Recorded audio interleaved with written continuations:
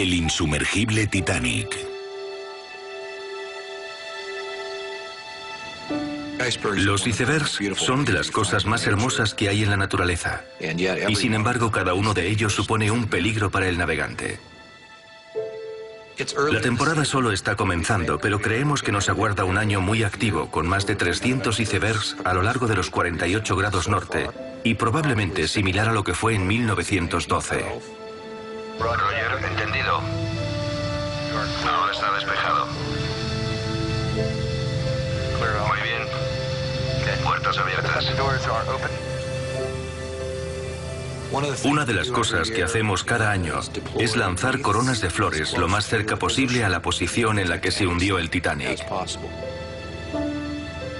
Con gran respeto y veneración conmemoramos hoy el aniversario del hundimiento del Titanic aquí en el Atlántico Norte. Hace ya más de 96 años que recordamos la importancia de nuestra misión. Recordamos a las más de 1500 almas que perecieron aquel aciago día del 15 de abril de 1912. Arroja, arroja, arroja.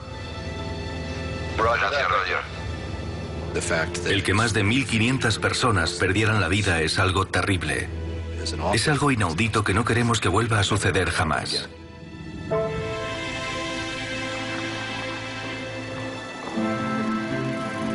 Las noticias sobre el número de vidas perdidas llegaron el 16 de abril de 1912, un día después del desastre. Los apesadumbrados parientes de las víctimas querían saber cómo había podido suceder lo imposible. El Titanic estaba diseñado para ser el barco más lujoso, pero también el más seguro.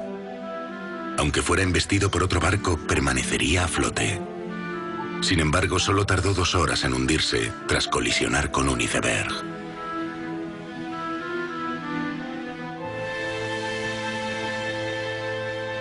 Dos semanas después, se organizó una investigación para averiguar si el desastre podría haber sido evitado y si alguien era responsable de la pérdida de 1523 vidas. Muy bien. El letrado del gobierno británico fue el reputado abogado Sir Rupert Isaacs. Esta es la documentación. El testigo clave era Bruce Ismay, 50 años, presidente de White Star, propietaria del Titanic y uno de los pocos hombres que sobrevivieron al viaje inaugural.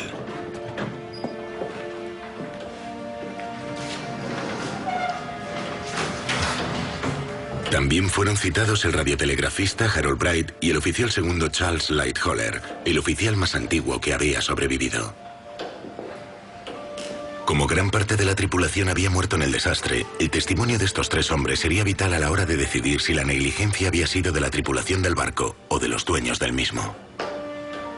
Llamen al señor Ismay.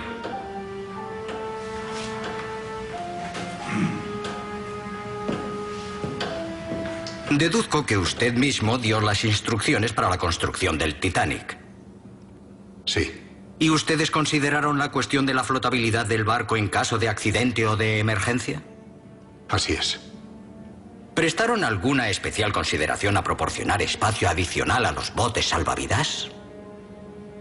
Nosotros asumimos que el barco estaba considerado como imposible de hundir.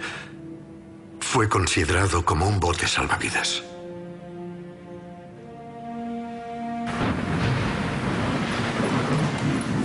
Dos años antes de la fecha de la botadura, Ismay se reunió con su diseñador jefe, Alexander Carlisle, un encuentro que daría comienzo a la cadena de acontecimientos que conducirían al desastre. Su primera decisión comprometería la integridad estructural del barco. La escalera tiene que ser más grandiosa. Pues habrá que rebajar los mamparos. ¿Hay algún problema? ¿No es seguro? Desde luego, disculpe. Los compartimentos son estancos. Si hay una filtración, se puede sellar cada compartimento mediante una puerta eléctrica accionada desde el puente. Aunque se inunden 4 compartimentos, permanecerá a flote. Bien, vamos a rebajar los mamparos. Quiero una escalera lujosa, amplia, grandiosa. La altura de los compartimentos estancos sería rebajada a tan solo 3 metros por encima de la línea de flotación. La cubierta del barco no debe estar abarrotada. ¿Abarrotada? Sí, abarrotada. La gente no paga para ver botes salvavidas. Pensé que 48 serían suficientes. Si la Junta de Comercio aumenta sus requisitos... No anticipemos acontecimientos, ¿de acuerdo? Sigamos adelante. Veamos esto. ¿Y el encuentro con el señor Ismay duró 4 horas? Sí, hablamos de todos los adornos del barco. Dejémonos de adornos, estamos hablando de botes salvavidas. Al tema de los botes le dedicamos 5 o 10 minutos. ¿Y cuántos botes salvavidas pensó que debía haber? Debía haber 3 en cada grupo de pescantes. ¿Y cuántos botes serían en total? 48. ¿Usted pensó que debía haber 48? Sí. Pero en realidad, ¿cuántos botes había? 16. 16.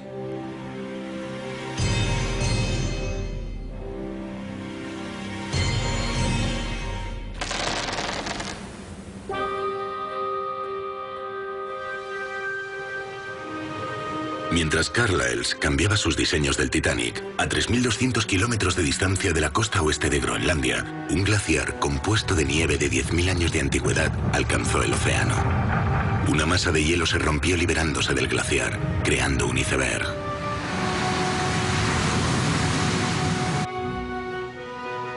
Era uno de los 40.000 icebergs que nacen cada año a lo largo de la costa de Groenlandia. Un mes después, el recién creado iceberg comenzó un periplo que duraría más de 2 años y que lo llevaría alrededor de la bahía de Baffin para proseguir hacia Terranova. Pero las oportunidades de sobrevivir a los mares traicioneros eran escasas. Decenas de miles de icebergs se desprenden de Groenlandia cada año, bajan por la costa de Labrador y de Terranova, y un porcentaje muy pequeño, quizás solo 1 de cada 4, alcanza la zona en la que se convierte en una amenaza para la navegación. Rastrear el recorrido de estos icebergs es un reto continuado para Donald Murphy, oceanógrafo de la Patrulla del Hielo. A la gente le sorprende descubrir que cuando se desprende un iceberg del glaciar de Groenlandia, su primer movimiento no es hacia el sur, sino que en realidad empieza a moverse hacia el norte, a lo largo de la costa de Groenlandia, antes de su periplo hacia el sur. En abril de 1910, el iceberg continuaba su viaje hacia la costa oeste de Groenlandia, empujado por la corriente del océano. Al mismo tiempo comenzaban las obras de construcción del casco del Titanic, el barco más grande del mundo. La construcción naval pasaba por una época de transición. La máquina estaba reemplazando al hombre y el acero al hierro. Los constructores del Titanic querían que el casco se hiciera con planchas de acero sujetadas por remaches de acero. Pero esto solo era posible utilizando una gran máquina remachadora neumática. Pero este equipamiento era demasiado grande para poder ser utilizado en las zonas curvas del barco. De modo que los operarios tuvieron que sellar las planchas manualmente, utilizando remaches de hierro forjado, que eran más fáciles de martillar en su sitio.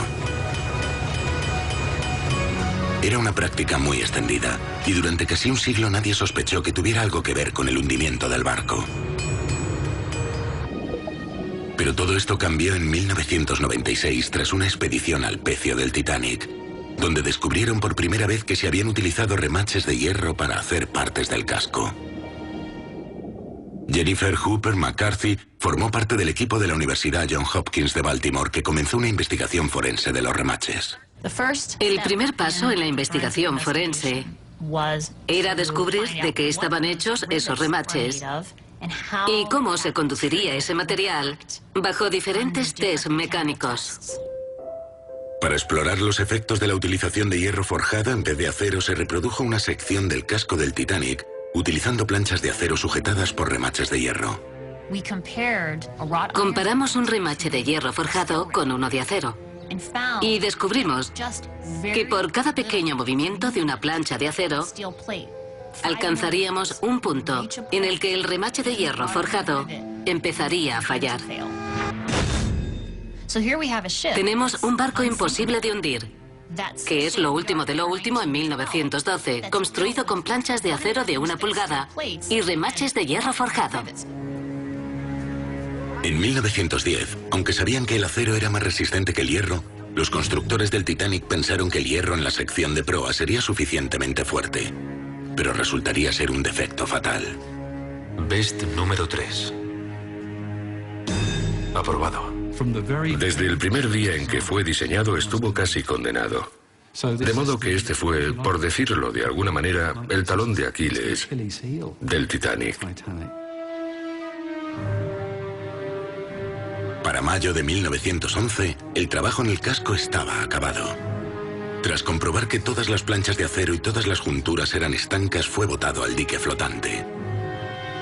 Nadie era consciente de la debilidad que se escondía en la proa del barco, ni de la presencia de un iceberg a 3.000 kilómetros de distancia. Para el verano de 1911, el iceberg tenía 18 meses y se desplazaba sin rumbo alrededor de la bahía de Baffin, una zona donde la mayor parte de los icebergs van a concluir su viaje. Solo una diminuta fracción llegaría a alta mar en el Océano Atlántico. A lo largo del recorrido del desplazamiento de un iceberg, hay numerosas bahías y zona de aguas poco profundas donde los icebergs pueden quedar atrapados y en su gran parte destruidos antes de proseguir hacia el sur, hacia la isla de Terranova.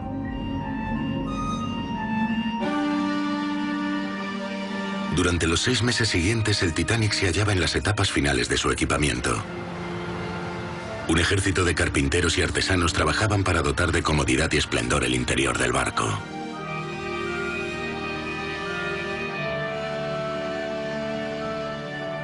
El capitán elegido para el viaje inaugural era Edward John Smith, el capitán más experimentado de la línea White Star.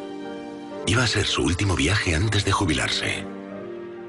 Smith era un capitán muy apreciado y recibía el mote de capitán de los millonarios. Personas como Vanderbilt, Guggenheim e incluso como J.P. Morgan llegaban a cambiar sus planes de viaje para navegar con él, para poder navegar en un barco al mando del capitán Smith. En marzo de 1912, el Olympic, barco gemelo del Titanic, regresó para efectuar reparaciones de emergencia y las obras de la fase final del Titanic quedaron paralizadas. El viaje inaugural tuvo que ser aplazado un mes. En vez de en marzo, zarparía a mediados de abril, el mes en que más icebergs aparecen en las rutas de navegación en el Atlántico Norte. A pesar de tener tan solo una oportunidad sobre 100 de supervivencia, el iceberg había logrado llegar al sur hasta la costa este de Terranova. El 2 de abril de 1912, el Titanic zarpó de Belfast rumbo a Southampton, donde recogería a sus primeros pasajeros. La demora del viaje inaugural del Titanic forzó al capitán Smith a realizar una reorganización de la tripulación en el último minuto. Una decisión que tendría profundas consecuencias.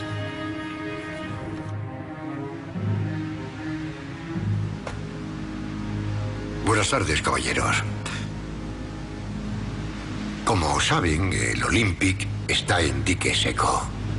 Y se ha decidido que el oficial en jefe del Olympic, el señor Wilde, se una a nosotros como oficial en jefe. Por lo tanto, señor Murdoch, usted será ahora primer oficial. Y señor Lightoller, usted será el segundo oficial. Señor Blair, desearía hablar con usted en privado.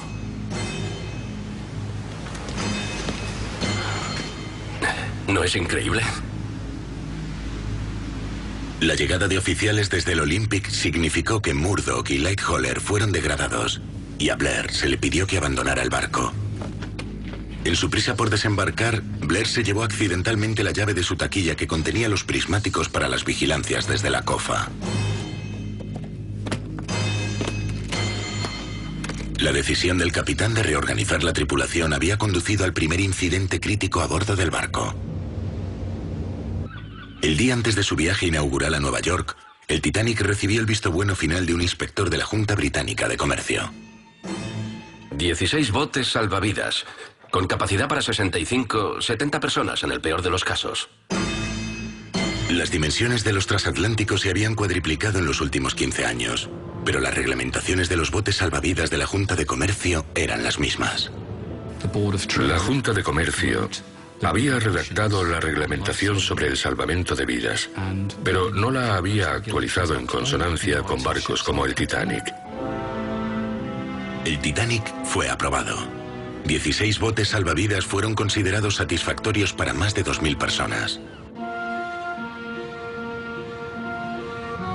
A 3.200 kilómetros de distancia, el iceberg se desplazaba hacia los 48 grados norte, una zona de latitud considerada crítica por la Patrulla Internacional del Hielo.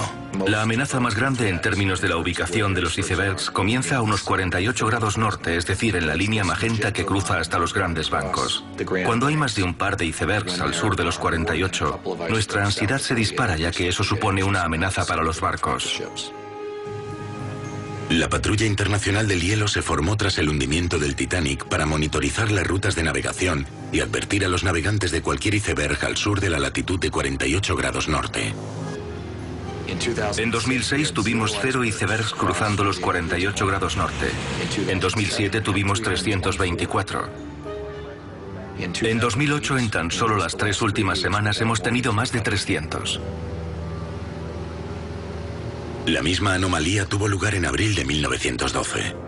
Alrededor de 300 icebergs, el mayor número desde hacía 50 años, se dirigió al sur hacia las rutas de navegación.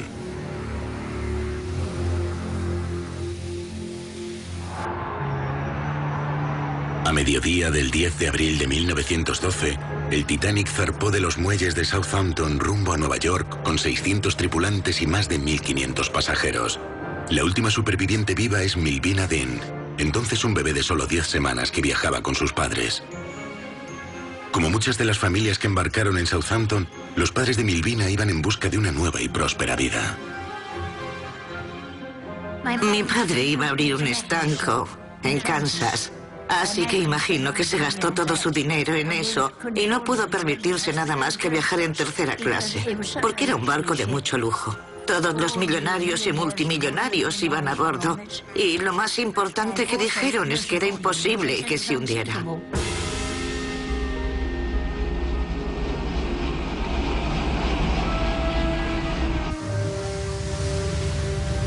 Después de recoger más pasajeros en Francia y luego en Irlanda, el plan del capitán Smith era cruzar el Atlántico en 6 días.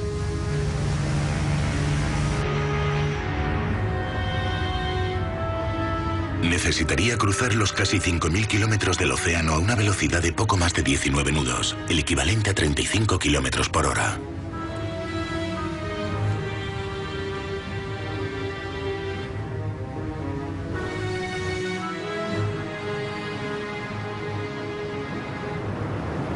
Para evitar los icebergs de la primavera, el capitán Smith programó una ruta sur para cruzar el Atlántico.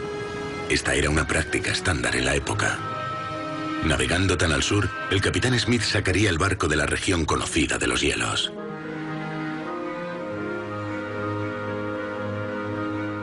El vasto iceberg blanco había continuado a la deriva incluso más al sur, hacia una zona conocida como los Grandes Bancos. A pesar de haber sido erosionado por el mar, su tamaño era 10 veces superior al del Titanic.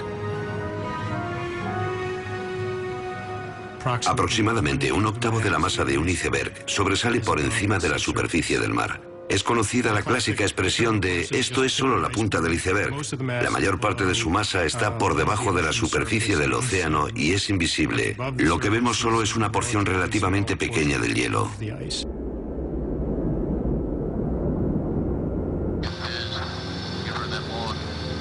Durante los meses de marzo a agosto, la patrulla de los icebergs efectúa un reconocimiento de los Grandes Bancos. Los barcos que cruzan el océano desde Europa a los Estados Unidos y Canadá tomarán la ruta más corta posible. Nuestro trabajo es asegurarnos de que lleguen a buen puerto. Si los icebergs se interponen en su camino, debemos proporcionarles esa información para que puedan desviarse hacia el sur. Tenemos niebla o nubes el 70% del tiempo, así que ahí es donde intervienen los radares. Utilizamos un radar de inspección delantera y un radar de inspección lateral que cubre un radio de unos 50 kilómetros. Si el mar está demasiado en calma y estamos detectando demasiadas cosas en la superficie del océano, por ejemplo, aparejos pesqueros o una ballena, y no estamos seguros de lo que se recibe a través del radar, descenderemos hasta unos 150 metros por debajo de la superficie del océano para tratar de identificar visualmente el objetivo.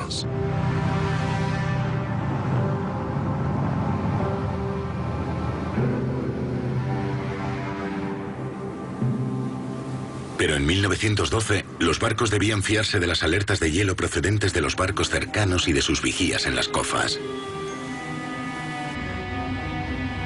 Y como Blair se había marchado con la llave de la taquilla de los prismáticos, los vigías Fleet y Lee tuvieron que depender únicamente de su propia vista. Al haber sido degradado de primer oficial a segundo oficial, Charles Lightoller era ahora el responsable de la COFA.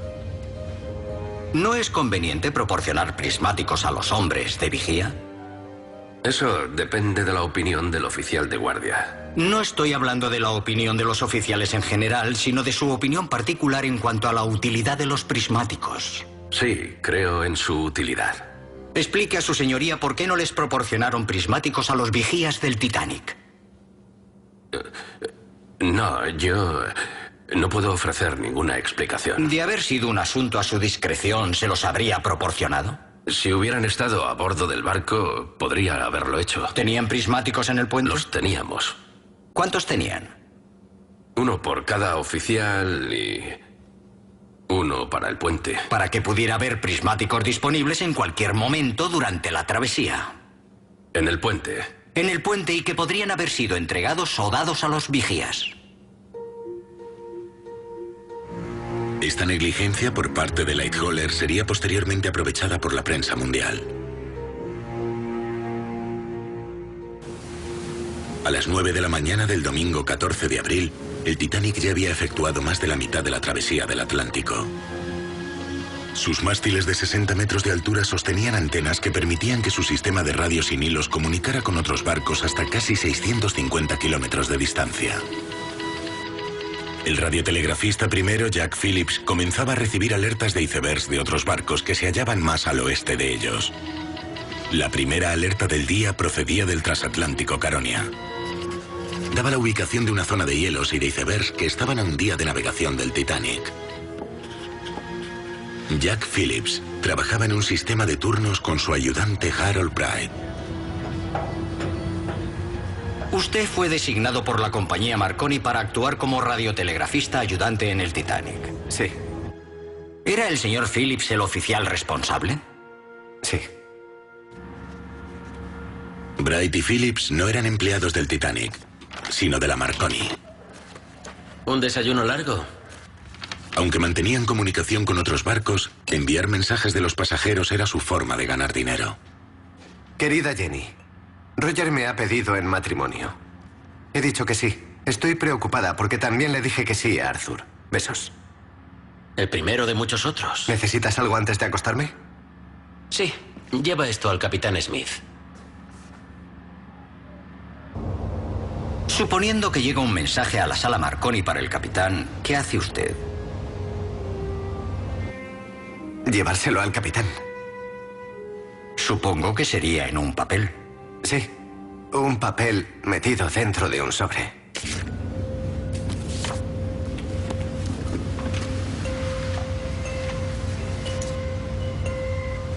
Señor, simulacro de evacuación a las 11. ¿A las 11? Sí, señor. Señor, es para el capitán Smith. Gracias, señor. Bright, señor. Las alertas de hielo no eran infrecuentes en primavera, y la región de hielo en el mensaje del Caronia se hallaba muy lejos del Titanic. Acudiré al servicio religioso, señor Murdoch, y luego realizaré mis rondas. Sí, señor. Eso significa que el simulacro queda cancelado. El capitán nunca dio una razón por haber cancelado el simulacro, pero fue una decisión que costaría muchas vidas. No habría ningún otro simulacro. En caso de una emergencia, la tripulación no se había preparado. Mientras el capitán leía su sermón, el iceberg estaba siendo desplazado más al sur, más allá de los grandes bancos por la corriente del Labrador, y se hallaba a menos de 500 kilómetros de distancia. Pero pronto alcanzaría la corriente del Golfo, una corriente oceánica que tiene su origen en el este de los Estados Unidos. La corriente del Golfo puede tener una temperatura de entre 15 y 18 grados centígrados. Y en esas condiciones, un iceberg no durará mucho. El batir de las olas deteriora el iceberg en la línea de flotación y al final se va rompiendo a pedazos. Un iceberg mediano podría desaparecer en tan solo 10 días. El Titanic se dirigía al suroeste hacia la corriente del Golfo. En cualquier año normal eso estaría demasiado al sur para toparse con un iceberg. Pero 1912 no era un año normal. A mediodía del domingo 14 de abril, Phillips recibió la segunda alerta de hielo del día. Procedía del buque a vapor Baltic y daba la ubicación de la región de hielo que contenía icebergs. Una zona a la que se estaba dirigiendo el Titanic. El prefijo MSG indicaba que era para la atención del capitán. Habría 5 alertas de hielo durante el día, pero esta sería la última que recibiría el capitán.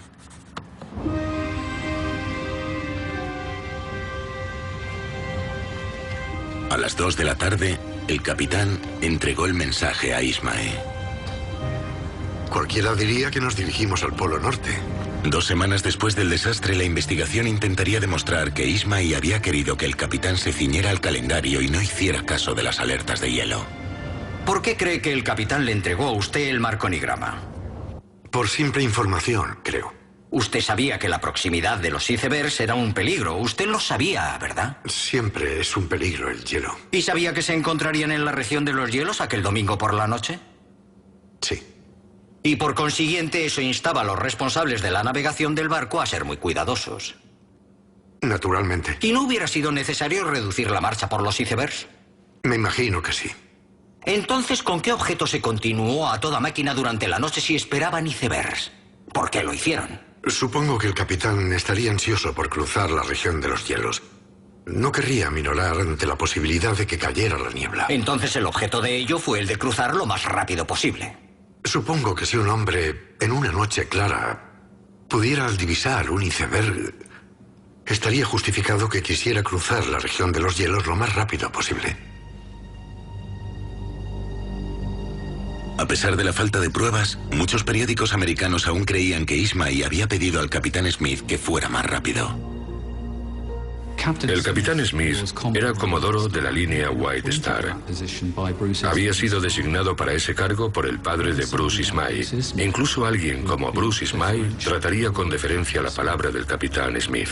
El capitán es omnipotente a bordo del barco. Es Dios a bordo. Su palabra es la palabra de Dios.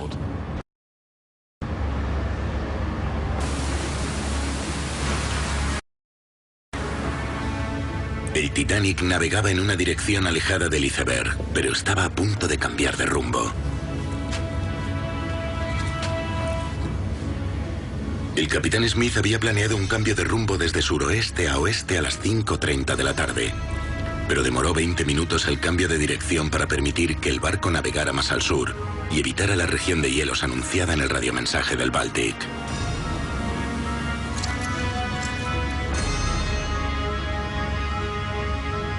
Sur 86 oeste, señor Hitch.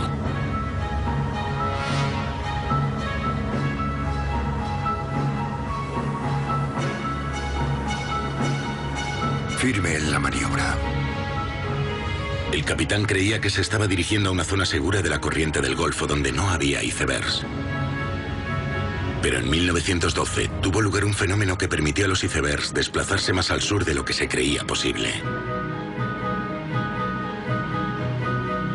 La corriente fría del Labrador se había adentrado en la corriente del Golfo, formando una capa de protección fría alrededor del iceberg. La corriente del Labrador llega hasta donde se lo permite la corriente del Golfo.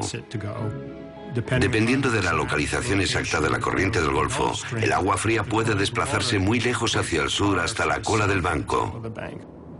Si la corriente del Golfo se mueve hacia el sur, tenemos un agua relativamente fría adentrándose mucho en el sur, en el Océano Atlántico Norte hasta las rutas marítimas. En años recientes, los icebergs se han desplazado hasta una latitud tan al sur como Filadelfia. El iceberg era 10 veces más grande que el Titanic y estaba a unos 200 kilómetros. Ahora había sido visto por el buque a vapor Californian, que había enviado un mensaje de alerta al Titanic. Mientras Phillips descansaba en el camarote junto a la sala de comunicaciones, su ayudante Bright estaba manejando la radio. Y aunque Bright había oído el mensaje del Californian, no respondió. Aunque sabía que le estaban llamando, ¿usted tenía otra cosa que hacer? Sí. En aquel momento, ¿qué asunto estaba usted atendiendo? transcribiendo las cuentas.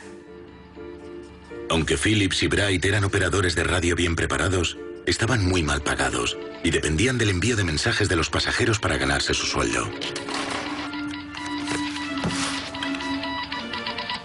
A las 7:20 de la tarde, Bright terminó sus cuentas y luego interceptó el mensaje del Californian, que alertaba de 3 grandes icebergs vistos en latitud 42 norte, longitud 49 oeste.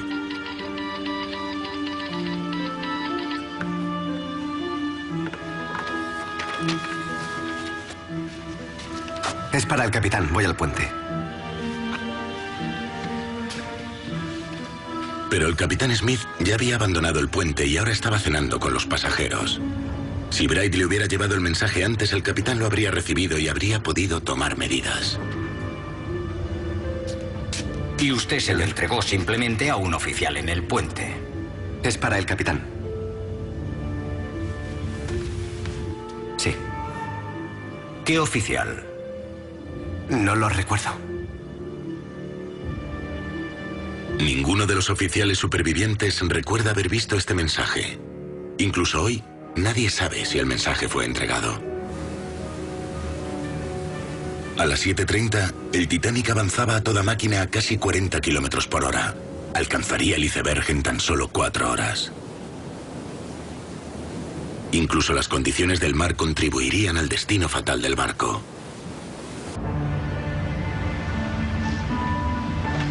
A las 8:55, el capitán Smith inspeccionó el puente antes de retirarse a descansar. Hace frío. Sí, hace frío, señor. Tampoco hay viento. No, señor. A decir verdad, hay calma chicha. Sí, calma chicha. Ambos se darían cuenta que, puesto que había calma chicha, sería más difícil ver el hielo. Pues en lo que respecta al iceberg, sí, sería más difícil. Naturalmente, no se podría ver el agua rompiendo en él si no había viento. No podríamos contar con eso.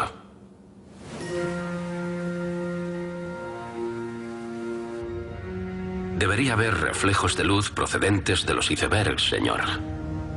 Sí, siempre que permanezca despejado. En caso de que surja alguna duda, avíseme. Sí, señor. Buenas noches, señor. Buenas noches, señor Lightholder. Entonces, en aquel momento, habían establecido que estaban a punto de toparse con icebergs. No, no necesariamente. Sabíamos que estábamos en las proximidades de los hielos, aunque se puede cruzar el Atlántico durante años con alertas de hielo y no verlo nunca, y otras veces lo ves sin ninguna alerta. ¿Hubo alguna conversación entre ustedes sobre la velocidad? No. Entonces avanzaban a toda máquina. Sí. ¿Como a 21 nudos y medio? Sí. ¿No estaban tomando ninguna medida para reducir la velocidad? No, señor. Entonces, en cuanto a la seguridad, dependían totalmente de los vigías. Sí.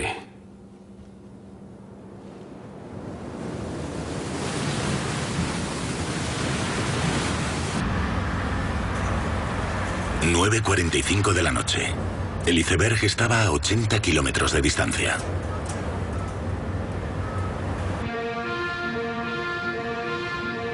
No había habido olas que lo erosionaran, y como estaba rodeado de agua fría, se había derretido muy poco.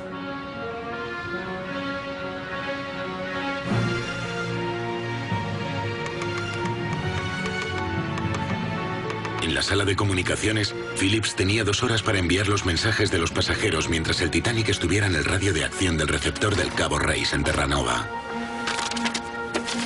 Pero su trabajo fue interrumpido por la quinta y más crítica alerta de hielo del día, procedente de otro barco, el SS Mesaba, que daba la ubicación precisa de una zona que contenía icebergs, que se hallaba a tan solo 80 kilómetros del Titanic. La información habría alertado al capitán de que el Titanic iba directamente hacia el iceberg. Pero la alerta llegaba sin el prefijo MSG, y entonces Phillips interpretó que el mensaje no era urgente y prosiguió enviando los mensajes de los pasajeros.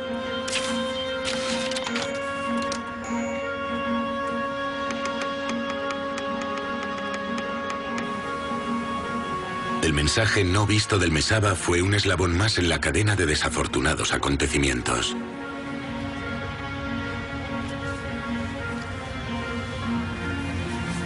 No solo el mar estaba en calma chicha, sino que era también una noche sin luna. Una rara combinación de condiciones que hizo difícil ver a los icebergs en la distancia. Como sucedía para todos los barcos de pasajeros de la época, no existía un procedimiento oficial para aminorar la marcha debido al hielo.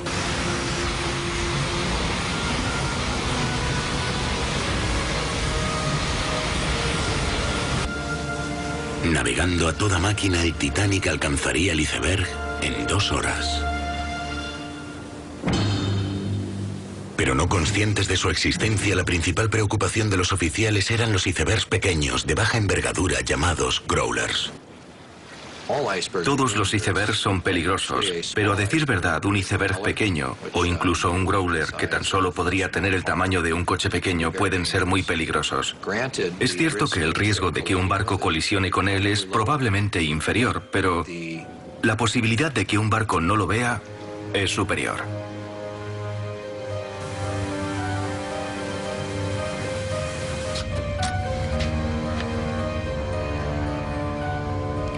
Vigilad que no haya hielo. Especialmente hielos pequeños y growlers. Y seguid así hasta que amanezca. Sí, señor. ¿Qué es un growler? Un growler es en realidad la peor forma de hielo.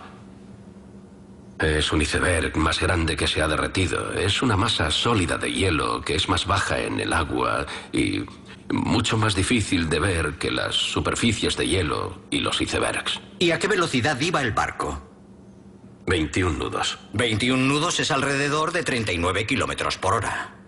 ¿Consideraba usted que se podía ver un growler a una distancia segura de noche yendo a esa velocidad? Yo considero que podría haber un growler a 1,5 kilómetros y probablemente a 2 kilómetros.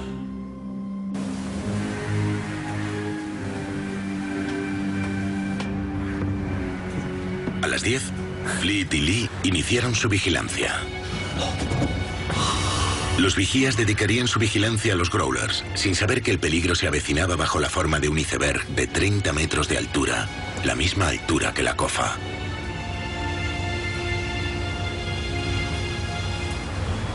A la vista de este accidente, si se hallara en las mismas circunstancias, ¿insistiría usted en avanzar a 21 nudos y medio?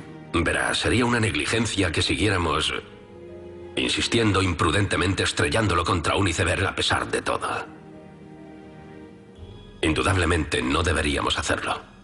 Lo que yo quiero sugerir es que fue una imprudencia, a la vista de las condiciones anormales y a la vista del conocimiento de que el hielo se hallaba en las proximidades, proceder a 21 nudos y medio. Todo lo que puedo decir es que la imprudencia es aplicable a prácticamente todo comandante que cruza el océano Atlántico.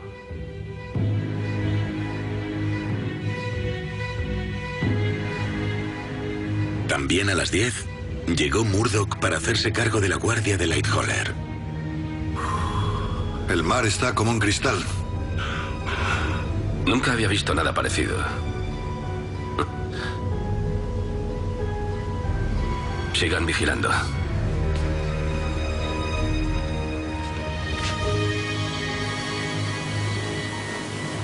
A las 11, el iceberg solo estaba a 25 kilómetros de distancia.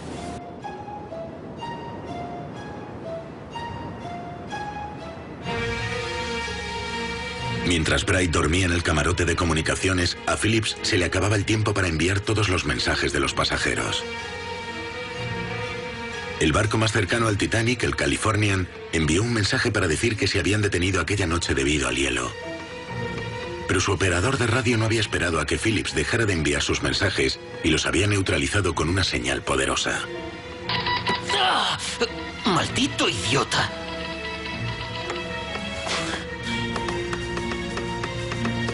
La respuesta de Phillips fue decirle al Californian que dejara de enviar alertas de hielo mientras él estaba ocupado con los mensajes de los pasajeros.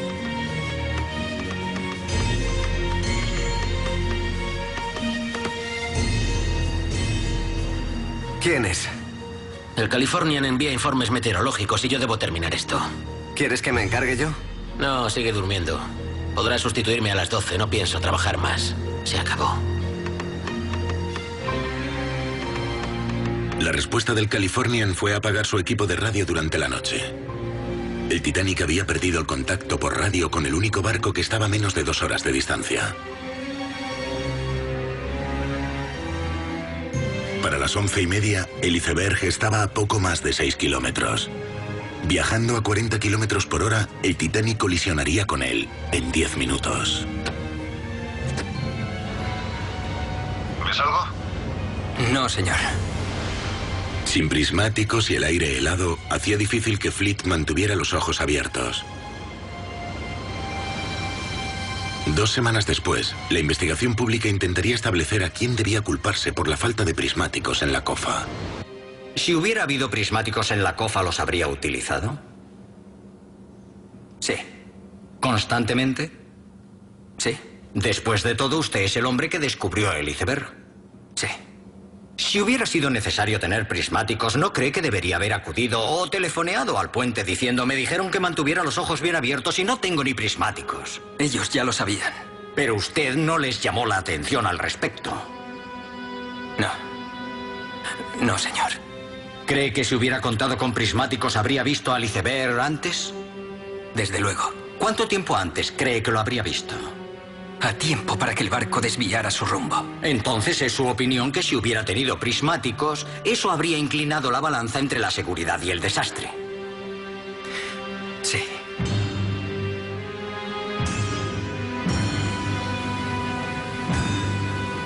Osa menor. Osa mayor. Orión.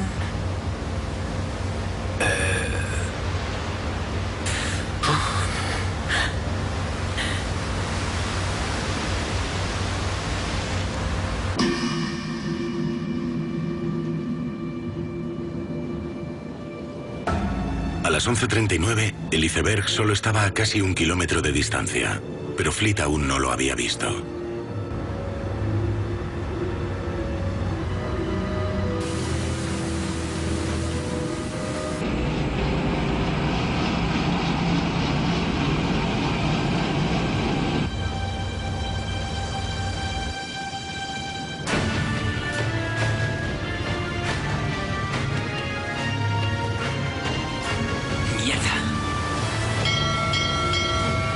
¿Está ahí Murdoch? ¿Hay alguien? ¡Iceberg! ¡Hay un iceberg!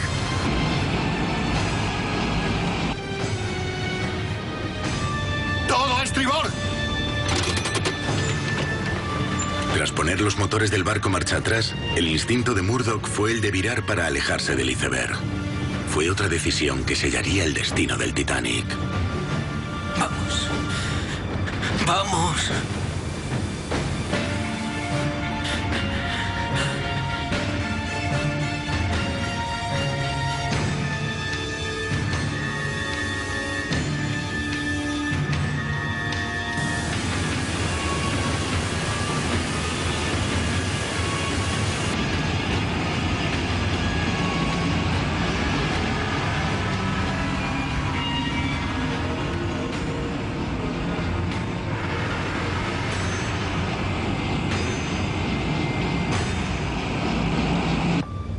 ¿Con qué hemos chocado? Con un iceberg, señor. He cerrado la puerta estanca. ¿Ha hecho sonar la campana? Sí, señor. He enviado a Bosco a comprobar los daños.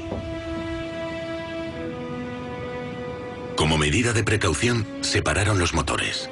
El barco era tan vasto que se tardarían 20 minutos en evaluar los daños. Tranquilos, no se preocupen. No ha pasado nada. Sí, pueden volver a sus caminos. Tranquilícense, por favor. A medianoche, el capitán Smith había recibido el informe de daños. ¿Qué sucede, capitán? ¿Hemos chocado con algo? Hemos chocado contra un iceberg. ¿Es grave? ¿Está haciendo agua? Se está hundiendo, señor Ismay. Pero eso es imposible. En 2 horas estará en el fondo del océano. ¿No podemos sellar los compartimentos? Lo hemos hecho atrapando a cientos de hombres. Y no funciona. No lo entiendo. Debería mantenerse a flote con 4 compartimentos inundados. Se han inundado 5, señor Ismay. Estaré en la sala de radio, señor Murdoch. ¿Preparo los botes salvavidas, señor? Sí. Que no cunda el pánico entre los pasajeros. Entendido, señor. 20 minutos después de la colisión con un iceberg, la mayor parte de la tripulación y todos los pasajeros creían que los daños en el barco eran mínimos, sin saber que el barco estaba dejando entrar 400 toneladas de agua por minuto.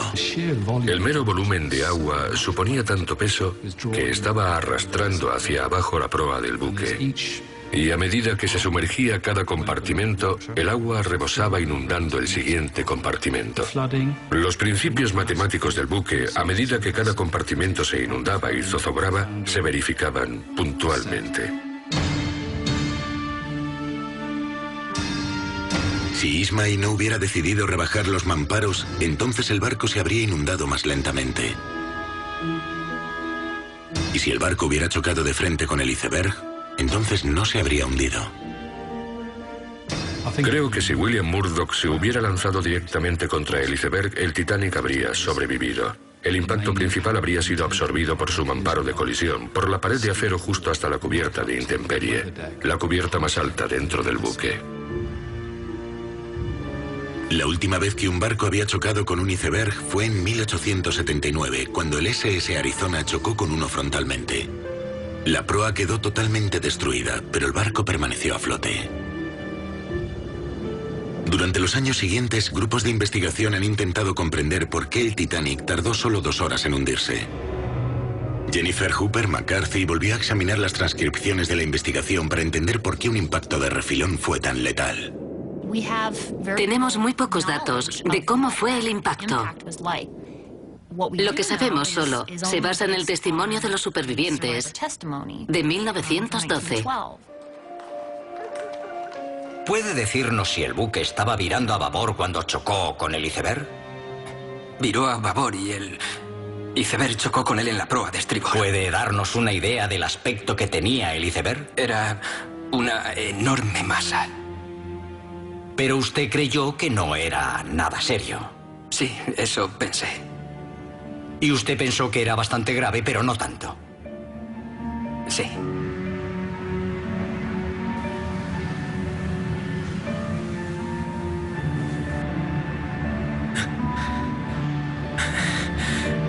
Gracias, Dios mío. Fleet creía que el barco apenas se había rozado con el iceberg. También muchos pasajeros pensaron que la colisión había sido insignificante.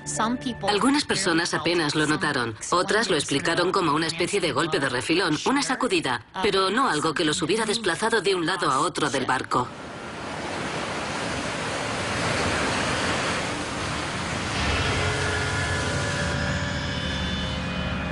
La colisión fue tan suave que muchos de los pasajeros y de la tripulación continuaron durmiendo.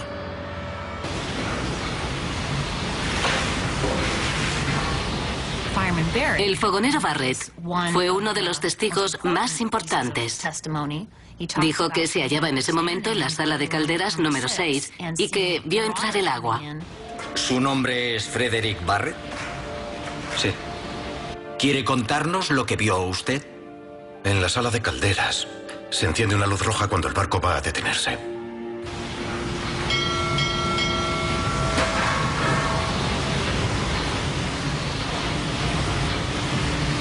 La luz roja se encendió.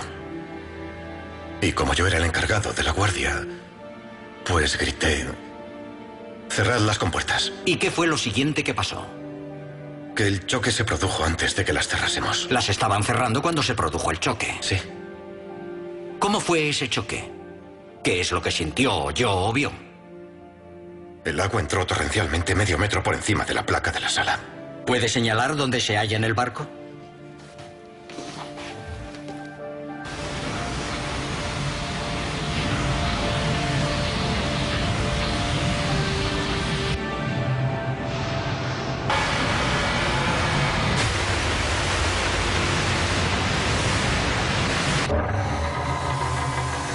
El costado del barco estaba desgarrado, desde la tercera sala de calderas hasta el extremo. Barrett fue uno de los pocos fogoneros que lograron escapar antes de que se cerraran las puertas del mamparo. Su testimonio para Hooper McCarthy implica que los daños no se debieron al fallo de las placas principales de acero, sino al lugar donde estaban unidas por los remaches. El testimonio del fogonero Barrett sugiere que el daño no se debió a la fractura de la mitad de una placa o dentro de la totalidad de las placas, sino que sugiere que tal vez había algo que estaba mal en las junturas.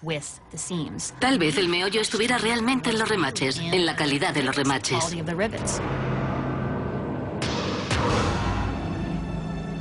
Sus sospechas se vieron confirmadas cuando analizó los 46 remaches retirados en 1998 durante una expedición al pecio del Titanic.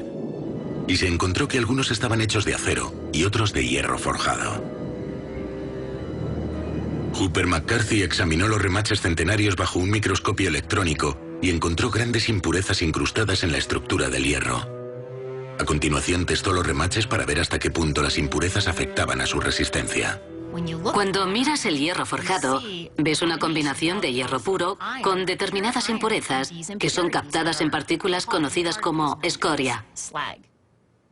La escoria puede reforzar el hierro forjado en una dirección, pero puede debilitarlo en la dirección opuesta, la dirección perpendicular. Cuando los remaches de hierro forjado fueron martillados en su sitio, las partículas de escoria sufrieron un giro de 90 grados y eso provocó una debilidad en la cabeza de los remaches. Fue un defecto que podría haber pasado desapercibido si el barco no hubiera chocado nunca con un iceberg. Durante la colisión, aquella noche, esos remaches débiles no pudieron soportar esa fuerza y sus cabezas saltaron. Como resultado, los remaches junto a ellos tuvieron que soportar más carga. Y esas cabezas también saltaron, y de ese modo fue como una cremallera que se hubiera abierto por el flanco de estribor. Probablemente lo que el fogonero Barrett estaba describiendo era una juntura partida debido al reventón de las cabezas de los remaches.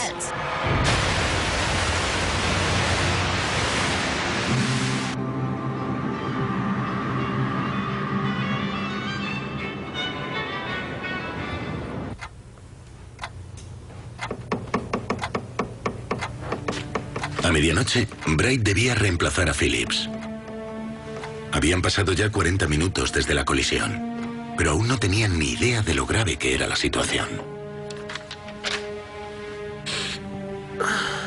He terminado. He tardado 3 horas. Oye, ¿se han parado los motores? Sí, hemos chocado con un iceberg. Parece que volveremos a Belfast. Genial. Eso significa más mensajes. Lo siento, querida, no podré ir a Nueva York. ¿Cuántos has hecho? Un montón. El señor Marconi estará encantado. Al capitán Smith se le están agotando las opciones sobre qué hacer, pero dispone del milagro del radiotelégrafo, la nueva tecnología a bordo. Aquí hay más. ¿Quieres que los lea? Adelante. Estaremos en Nueva York en 2 días. Caballeros, envíen la petición reglamentaria de ayuda. ¿Qué debo enviar, señor? La petición de ayuda reglamentaria, CQD. Vamos, hombre, despierte. Necesito la posición. 41-46 norte, 50-14 oeste. Y espabile, demonios. Sí, señor. Tardará unos minutos. Enviamos un SOS, es el nuevo código. Inténtenlo. Avísenme cuando tengan respuesta. Sí, señor. ¿Quién es un chico listo? Phillips podía conectar con todos los barcos en un radio de 650 kilómetros. El más próximo, el Californian, solo estaba a 30 kilómetros y lo bastante cerca como para salvar a todo el mundo. Pero tras recibir el grosero mensaje de Phillips, su radio permanecería desconectada hasta la mañana.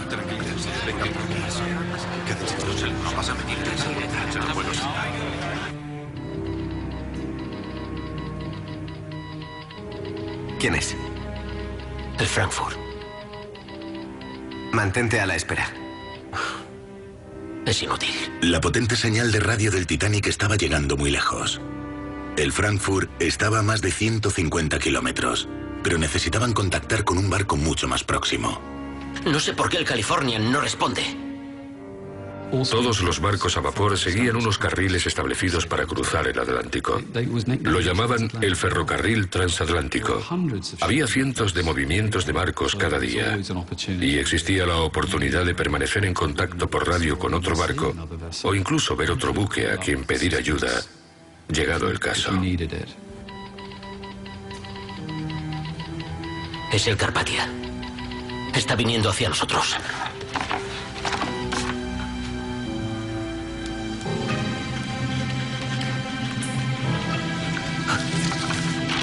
Llévale esto al capitán.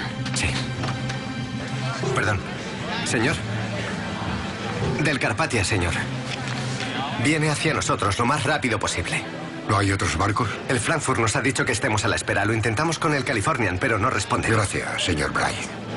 Señor. ¿Algo? El Olympic podría estar en camino. El capitán Smith no quería que se lanzara ningún bote salvavidas hasta que un barco de rescate no estuviera cerca. Incluso con tan solo 16 botes salvavidas, todo el mundo podría ser salvado si el Carpathia alcanzaba el Titanic en menos de 2 horas. Está a 58 millas, señor. La velocidad máxima del Carpathia no es más de 15 nudos. Está a 4 horas de aquí, señor. Pero solo podemos permanecer a flote 2 horas. Quizá es mejor que regrese a cubierta, señor Murdoch. Señor.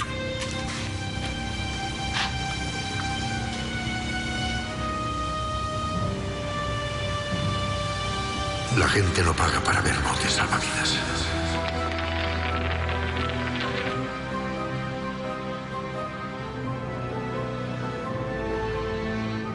El Titanic se hundiría en menos de 2 horas. Pero una nueva prueba ha salido recientemente a la luz que demuestra que podría haberse mantenido a flote más tiempo de no haber sido por una decisión tomada al ser construido. Por alguna razón desconocida, los constructores del Titanic no encargaron el grado más puro de hierro forjado denominado Best Best, mejor mejor, o número 4, sino un grado más bajo de hierro llamado Best, mejor, o número 3. Este grado inferior de hierro habría contenido más impurezas de escoria, y por lo tanto las cabezas de los remaches habrían sido incluso más endebles. Fue una pequeña decisión, pero que tendría terribles consecuencias. Lo crítico del asunto es que con hierro forjado de mala calidad acabas teniendo unas cabezas de remaches endebles. Pero si tienes buen hierro forjado, no tienes esa endeblez. Se romperá, el remache fallará, pero durará un poco más. Y las vidas de 1.500 personas se habrían salvado. Y entonces podría haber llegado allí un barco y rescatado a la gente antes de que el Titanic se hundiera. El capitán Smith sabe exactamente cuántos van a bordo, sabe exactamente cuántos sitios hay en los botes salvavidas y sabe exactamente cuánta vida le queda al Titanic. Una gran mayoría de los pasajeros a bordo va a morir. Cálmense, por favor, no pasa nada. Y fue en aquel momento cuando el capitán Smith sufrió una especie de colapso mental, porque fue entonces cuando la estructura de mando de a bordo se desmoronó. Será mejor que empecemos a meter a los pasajeros en los botes salvavidas, señor. ¿Señor? Sí. Mujeres y niños primero. Sí, hagámoslo. Señor. Lightoller interpretaría mal la orden del capitán con consecuencias fatales.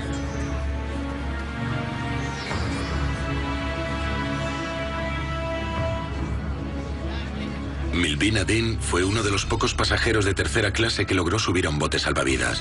Con 96 años en la actualidad es la última superviviente. Mucha gente pensaba que el barco no se podía hundir y se quedó tranquilamente. Mi padre fue muy rápido en reaccionar y nos llevó inmediatamente a cubierta. ¡No pueden quedarse por aquí! ¡Por favor! ¡Nada de pánico! De uno en uno, suban al bote. ¡Nos están ocultando! ¡Queremos salir de aquí! Mujeres y niños solamente, señor. No, ¿por qué? ¡Quiero salir de aquí! No, yo necesito... Y luego mi padre se despidió de mi madre. Tenía el corazón roto.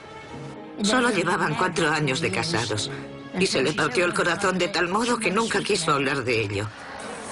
Y como yo era tan pequeña, no podían tenerme en brazos y tuvieron que meterme en una bolsa. Mujeres y niños solamente, señor.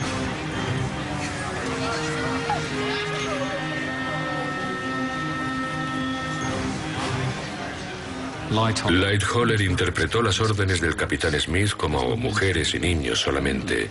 ¡Despejen el paso! Y eso permitió muertes innecesarias, causó muertes innecesarias. El capitán Smith no se aseguró de que los botes se llenaran apropiadamente y debería haberlo hecho.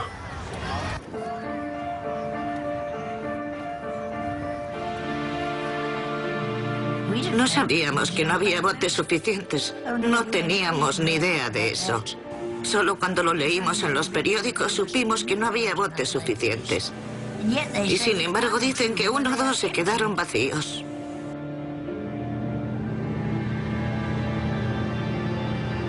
Ismay estaba en la cubierta de estribor ayudando a las mujeres y a los niños a subir a uno de los últimos botes. ¿Vio usted cuántos pasajeros fueron ubicados en esos botes? No, yo no lo vi. ¿Parecían estar llenos? Estaban muy llenos. Muy llenos. Después de que subieran las mujeres y los niños, ¡Despejen el paso! y después de que subiera toda la gente que estaba en cubierta, subí yo mientras los bajaban. ¿No le había ordenado nadie que subiera?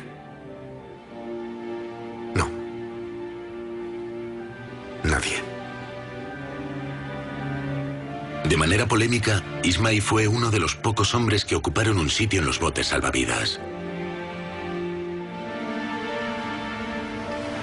A la 1:50 de la madrugada salió el último bote salvavidas. Aún quedaban 1.700 personas a bordo.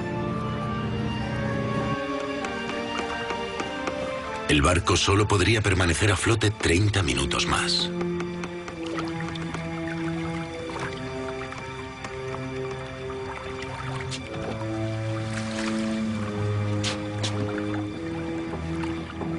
Caballeros han cumplido con su deber, no pueden hacer nada más. Abandonen su camarote. Ya es cuestión de sálvese quien pueda.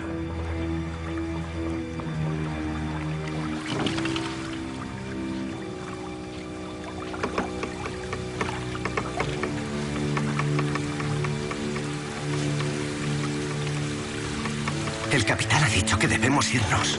Solo un momento. Mientras quedaba electricidad a bordo, Phillips intentó permanecer en contacto con el Carpathia, actualizándole la situación del Titanic.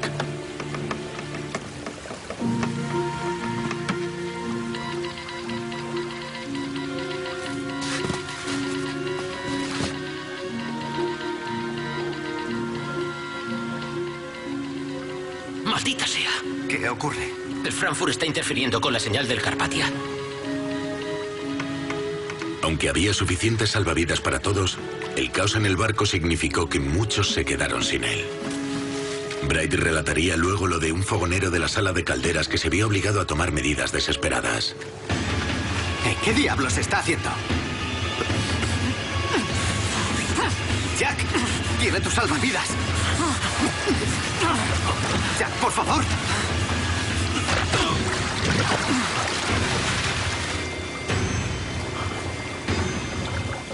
No se mueve. Que se pudra.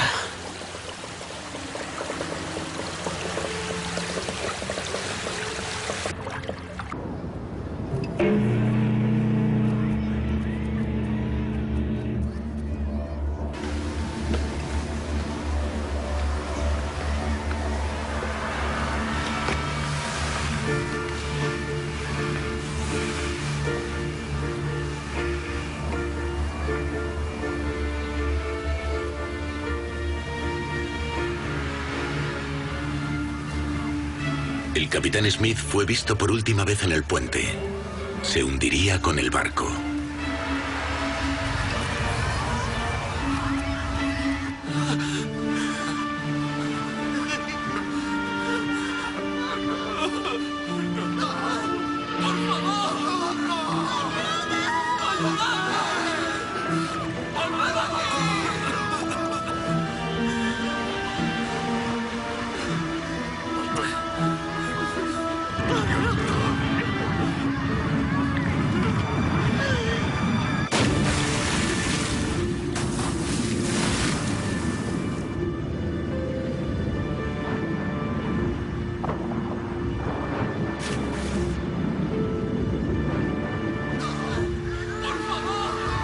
2:20 de la madrugada, el Titanic finalmente se hundió en el fondo del océano.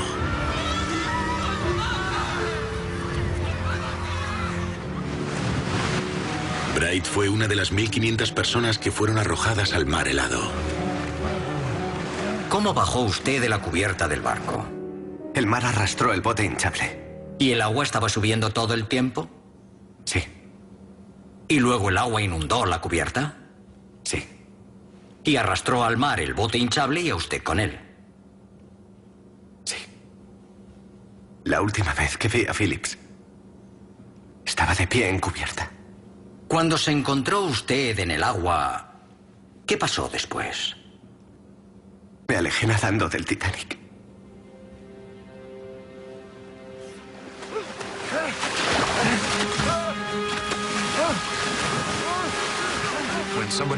Cuando alguien se sumerge en el agua, especialmente agua muy fría, lo primero que experimentará es pánico y shock.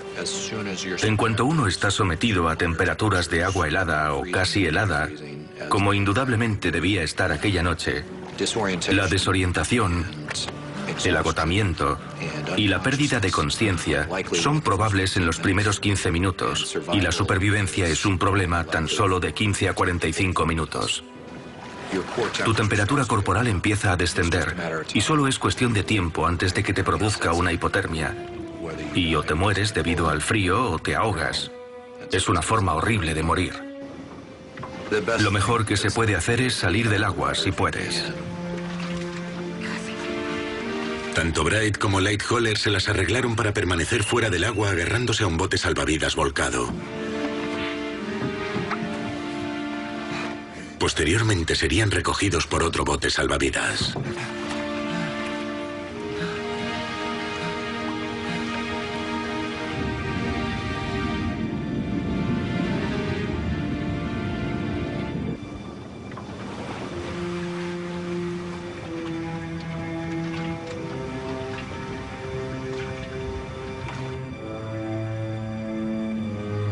Dos horas después del hundimiento del Titanic, llegó el Carpathia con las primeras luces de la mañana y comenzó a rescatar pasajeros.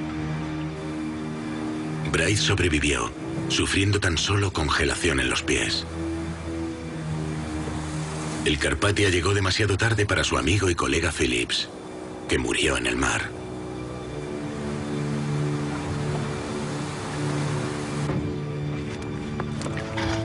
De los 1.523 que murieron aquella noche, tan solo 328 cuerpos fueron recuperados.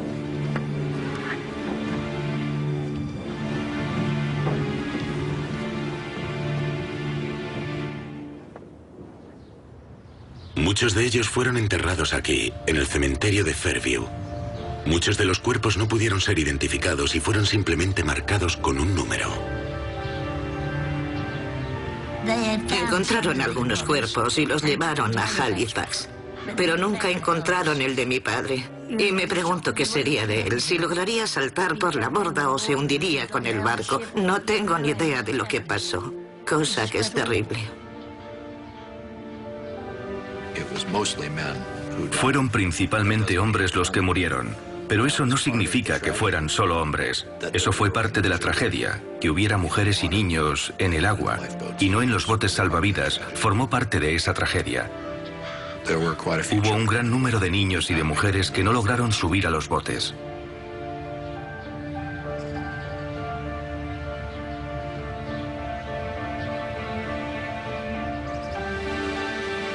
Los hallazgos de la investigación fueron que el barco navegaba a una velocidad excesiva en una región de hielos, pero la culpa no era de ningún miembro de la tripulación. Ellos solo llevaban a cabo lo que era la práctica normalizada de la época. Es por aquí, señores. Se recomendó que en el futuro el número de botes salvavidas se basara en el número de pasajeros y no en el tonelaje.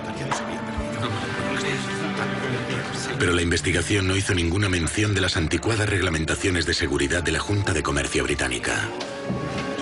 Muy bien.